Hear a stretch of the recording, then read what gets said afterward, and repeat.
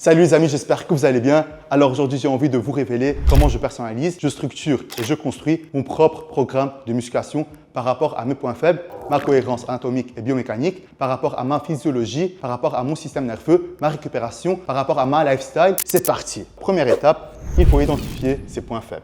Pour mon cas, ce sont les pecs et les bras. Et plus précisément, les pectoraux, c'est la partie claviculaire, le haut des pecs, et les bras, ce sont les triceps. Ensuite, les biceps, mais ce sont les deux. Maintenant, je vais construire mon propre programme de musculation par rapport à mes points faibles, les biceps, les triceps et les pectoraux. Le lundi sera une séance pec-épaule, le mardi dos-épaule, le mercredi bras-épaule, le jeudi rest day, le vendredi les jambes, le samedi c'est une journée uniquement dédiée à mes points faibles et le dimanche c'est un rest day. Je vais tout vous expliquer. Dimanche, rest day. Et donc lundi, j'ai toute l'énergie pour mettre un maximum de tension au niveau des pectoraux. Et les pectoraux c'est un point faible. Donc, je vais commencer la séance après un rest day et je vais me focaliser sur la partie claviculaire, le haut des pectoraux.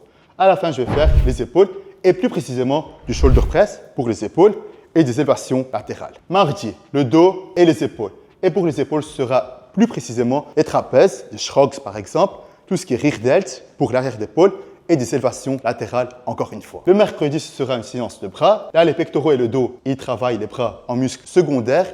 Et donc, je vais retravailler les bras. Je vais être sûr d'accentuer, de mettre l'accent sur les bras. Et je vais travailler uniquement les biceps, les triceps et aussi peut-être les épaules. Je vais faire à peine 3 exercices de biceps ou de triceps, suivis par 2 exercices de biceps ou de triceps. Mais un total de 5 exercices de bras pendant cette séance. Le jeudi, ce sera un rest day. Je veux être sûr que les bras, ils ont complètement récupéré. Et donc, après une séance bras, après une séance de points faibles, c'est primordial de prendre un rest day. Je vais faire un tout petit peu de cardio à intensité modérée, juste dans l'idée de décomposer les nutriments et d'accélérer la récupération.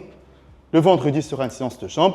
Les jambes, c'est le groupe musculaire le plus anabolisant du corps humain. Ça booste comme pas possible la testostérone naturellement. Et les bras, ils ont besoin des ressources anabolisantes du corps humain pour récupérer plus rapidement. Les jambes vont accentuer ce processus. Le samedi sera une séance de points faibles. Je vais faire uniquement les pectoraux et les bras. Et peut-être à la fin, si j'ai toujours de l'énergie, je vais inclure les épaules. Et je vais être très délicat dans mon entraînement. Je vais inclure à peine 2 exercices de pectoraux et 3 exercices de bras, pas plus. On ne veut pas abuser du volume. Attention les amis. Et le dimanche, ce sera un rest day. Le corps, il a bien récupéré. On peut réattaquer le lundi, pec, épaules et ainsi de suite. Vous allez peut-être me demander maintenant, mais Joe, pourquoi tu fais tous les jours les épaules? C'est un point fort chez toi? C'est vrai, vous avez 100% raison et c'est pour ça que je les fais tous les jours. Je ne veux pas donner le temps à mon corps de récupérer au niveau des épaules. Je ne veux pas que mes épaules grossissent. Et donc, si je les fais 2 fois par semaine, 1 fois par semaine, ils vont grossir. Et si je ne les fais pas, ils ne vont pas grossir, ils vont être en maintien, mais je vais perdre en maturité musculaire. Si je les fais tous les jours, presque tous les jours en fait, 4-5 fois par semaine, mon corps, il aura du mal à récupérer au niveau des épaules. Et donc là, qu'est-ce qui se passe? Je vais perdre en épaules, mais je vais préserver la maturité musculaire. Je vais même améliorer la maturité musculaire et je vais perdre un tout petit peu en épaules. La troisième étape, vu qu'on est en été et on est plutôt orienté vers le calorie déficit, on va faire un mésocycle orienté vers l'hypertrophie musculaire.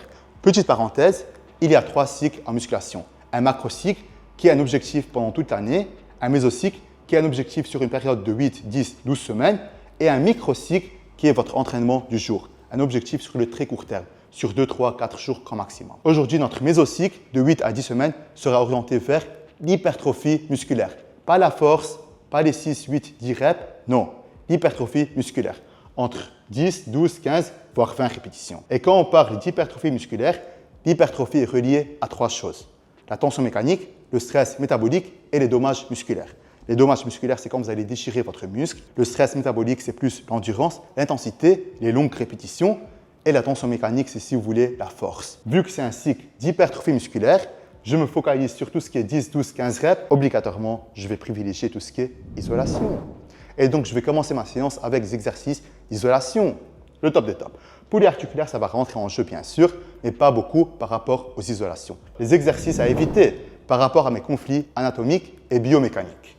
Le squat à la barre libre. Honnêtement, je n'ai pas de mobilité au niveau des jambes, au niveau des quadriceps. Et le but, c'est de solliciter un maximum de fibres musculaires. Bref, je vais le remplacer par du hack squat avec des charges qui sont légères. Ensuite, le bench press.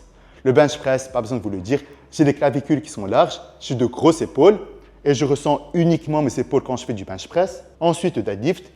C'est un exercice qui est super dangereux pour moi à éviter. En quatrième, le GM press pour les triceps. C'est si vous voulez une sorte de bench press, mais pour les triceps. Honnêtement, ce sont mes épaules qui rentrent en jeu, pas besoin de vous le dire. Le biceps curl à la barre droite à éviter. Aussi, naturellement, je suis comme ça, je marche comme ça. Et si je fais à la barre droite, je risque fortement de mettre beaucoup de tension au niveau des articulations et des tendons et donc de me blesser. Les dips au poids de corps pour les triceps et pour les pectoraux à éviter. Ce sont mes épaules qui rentrent en jeu. L'incline dumbbell press, ça j'ai mis un point rouge. Ça veut dire que je vais le faire de temps en temps, juste pour la mobilité au niveau des épaules, mais je ne vais pas en abuser. C'est aussi un exercice qui est dangereux. Les tractions, jamais de la vie. Et les pompes, ce sont mes épaules qui rentrent en jeu, pas besoin de vous le dire. Alors, les exercices à privilégier en fonction de moi, de ma propre cohérence anatomique et biomécanique. Tout d'abord, les dumbbells latéral raises, élévation latérale aux haltères, classique. Ensuite, le shoulder press à la machine. Et je me répète, à la machine. Pourquoi? Parce que quand je les fais aux haltères, juste cette montée, quand je fais monter les haltères, j'ai un risque élevé de me péter la coiffe des rotateurs, les épaules. Quand je suis avec quelqu'un, je profite. Et quand je suis tout seul, c'est tout ce qu'il y a à la machine. C'est obligatoire. Le rope push-down pour les triceps. Et je dirais plus précisément des extensions en unilatéral.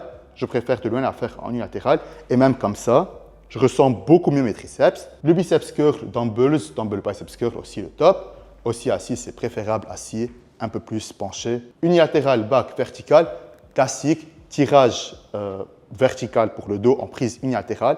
Comme ça, cette sorte d'exercice. C'est mon meilleur exercice, c'est mon préféré, c'est mon numéro 1 pour le dos. Il y a aussi le cable chest des 3, tout ce qui est câble pour les pectoraux. Je ressens hyper bien mes pectoraux sans faire rentrer en jeu mes épaules, le top des tops. Et la pec deck, c'est ma préférée pour les pectoraux. Dumbbell press sur le banc normal et je pivote un peu les bras bien sûr. En septième, la fréquence d'entraînement par semaine. Je fais un cycle d'hypertrophie musculaire. Ce sera 5 fois par semaine. 1, 2, 3, 4, 5. 45 minutes à 1 heure de temps parce que j'inclus beaucoup de techniques d'intensification, beaucoup de drop sets, supersets et ainsi de suite.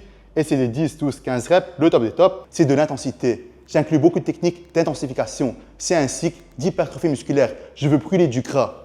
Et donc, je ne vais pas dépasser les 1 heure de temps. En huitième, le nombre de séries de répétitions, ce sera entre 3 à 6 séries, 10 à 20 reps à l'instinct. Comment je me sens?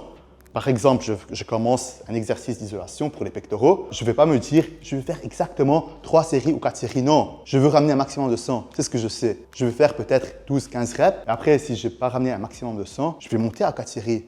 Je vais monter à 5 séries. Je vais monter à 6 séries. Ça va dépendre de comment je me sens au moment même. Mais bien sûr, à la fin de la semaine, le total des séries ne dépassera pas les 40. Et aussi, le nombre de reps, je ne vais pas réellement faire 10, 12, exactement 15 reps. Ça va des fois varier, des fois non. Des fois, je vais faire exactement 10 reps. Des fois, je vais me dire, OK, je peux me pousser à 10, 12 reps, c'est le top. Ce sera toujours un peu à l'instinct. Et en neuvième, les techniques d'intensification, ça va monter à 6, voire grand maximum 10 exos. En gros, sur 6 à 10 exos, je vais inclure des techniques d'intensification et plus précisément des drop sets, des supersets, la méthode 7-7-7, la méthode 21 et des bisets. Bien sûr, je vais éviter tout ce qui est sheet reps, beaucoup de sheet reps parce que c'est plus orienté vers la force. Je vais éviter tout ce qui est série géante, ça épuise trop mon système nerveux. Il y a certaines techniques d'intensification que je vais éviter et je vais privilégier plus les supersets, les bisets, les drop sets et ainsi de suite. En dixième, il y a un carnet d'entraînement. Je vais écrire exactement les charges que je soulève aujourd'hui et je vais comparer mes résultats, ma progression après 1 semaine, 2 semaines, 3 semaines, 4 semaines, 5 semaines. Ce programme va durer entre 8 à 10 semaines et si vous êtes contre sur quelque chose que j'ai dit dans ce programme, faites-le moi savoir en commentaire. J'ai hâte de connaître votre propre perception sur la musculation, sur le bodybuilding. N'hésitez pas à vous inspirer de mon propre programme. Bien sûr, ne le copiez pas. On a tous une cohérence anatomique et biomécanique qui est très différente. On répond tous à des exercices de manière très différente. Likez, partagez, commentez, faites ce que vous avez envie de faire. Et si vous avez n'importe quelle question, harcelez-moi en commentaire et abonnez-vous à cette chaîne. J'essaierai de vous répondre le plus vite possible.